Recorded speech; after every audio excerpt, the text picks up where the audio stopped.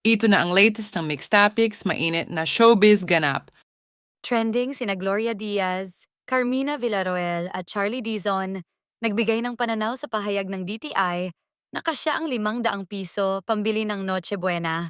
Ayon kay Gloria Diaz ay pwede umano magkasya ang ₱500 pang Noche Buena ng DTI. Sa isang press conference, sinabi ni Gloria Diaz na personal niyang kaibigan si DTI Secretary Maria Cristina Roque at ipinakita sa kanya ang mga bilihin na pasok sa budget na ₱500 para makapaghanda ng Noche Buena. Ito ang sinabi ni Miss Gloria Diaz. Of course, pwede. By the way, Secretary Chris is a good friend of mine. She showed all that the DTI had shown that is below, or you can make in 500. You can make corned beef. You can make fruit salad. You can have pineapple juice na dinadagdagan ng maraming yelo. And then, you can make pancit. Ayon naman kay Miss Carmina Villarroel, hindi sapat ang ₱500 para sa Noche Buena at sa tingin niya ay mahirap itong gawin sa kasalukuyang presyo. Sumang-ayon din dito si Charlie Dizon. Kahit sa pang-araw-araw na pangangailangan umano ay hindi ito sapat. Samantala, si Zoren Legaspi ay sumalungat sa ideya ng ₱500 Noche Buena.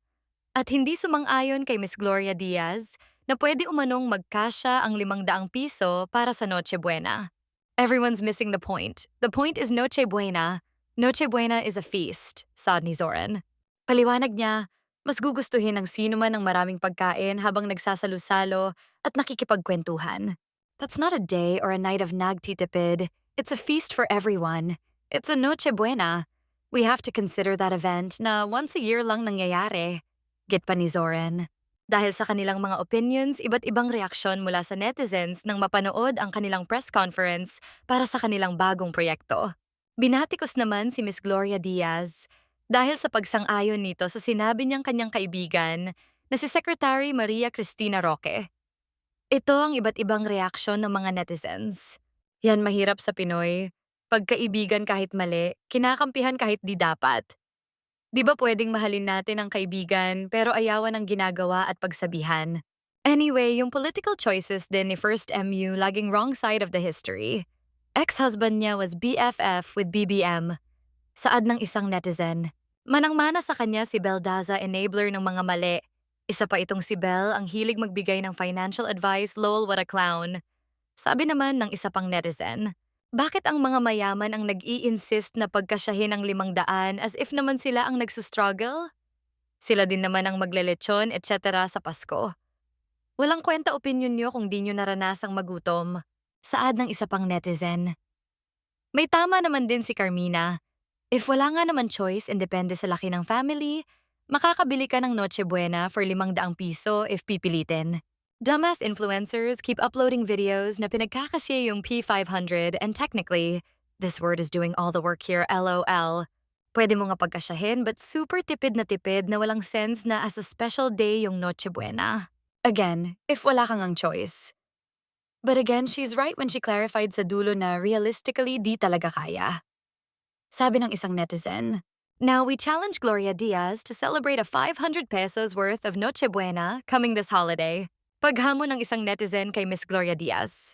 May mga ibang celebrities pa ang nagbigay ng opinyon patungkol sa ₱500 Noche Buena. Kagaya na lamang ni Miss Aiko Melendez, ayon sa batikang aktres, na huwag umano insultuhin ang mga Pinoy sa halagang ₱500 Noche Buena. Ganon din si Romnick Sarmenta. Hindi rin sumang-ayon sa ₱500 na Noche Buena para sa mga Pinoy. Kinuwestiyon niya ang pahayag ni Secretary Roque ng DTI, saad ng veteranong actor, "Stop justifying this ₱500 bullcrap," he wrote. "You wouldn't want to keep your family on this budget on Christmas. Yes, it can buy a lot of things, but not at the same time." He further urged the public to stop normalizing or excusing such comments. So stop trying to justify this careless, inconsiderate, and demeaning statement. Diba kayo napapagod sa mali nyo? Meanwhile, 2 congressmen hit yesterday the Department of Trade and Industry for saying ₱500 is enough for a Noche Buena meal. Wondering on what planet that amount could fill a Christmas table. Bicol Saro Party List Representative Terry Redon and ACT Teachers Representative Antonio Tinio separately described the estimate of Trade Secretary Cristina Roque as unrealistic and insulting.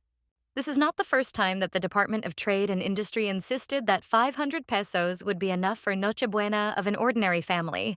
It was done in the past. The difference is that it was DTI Secretary Cristina Roque herself who said that it is enough. Sad ni Ridon.